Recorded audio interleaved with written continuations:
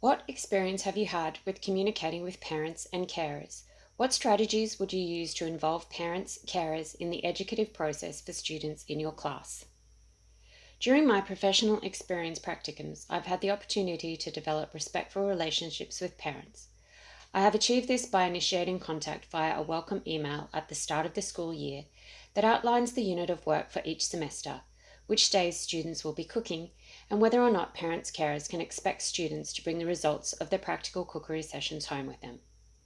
Positive communications early on in the year, for example, phone calls home to praise students for their efforts, serve to establish affirmative relationships early on. Taking a proactive approach and letting parents know that I am available to contact if any concerns arise is important. Parent-carer involvement in student learning can have positive impacts on student learning outcomes.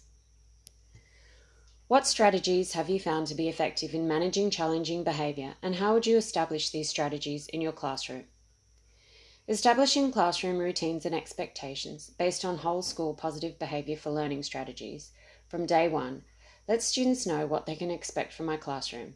Striving to maintain a consistent and fair approach with both rewards for positive behaviour, such as tag cards, and consequences for negative behaviour, for example, seating plan changes and detentions, is extremely important to build trust and develop respectful relationships in the classroom.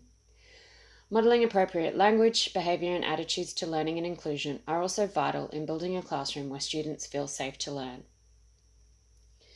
What experience have you had in working as part of a professional team in a school setting? How would you make a positive contribution to the work of a teaching team in your teaching area or preferred curriculum learning area? During my professional practicums, I've had the opportunity to work with other teachers in my teaching discipline area.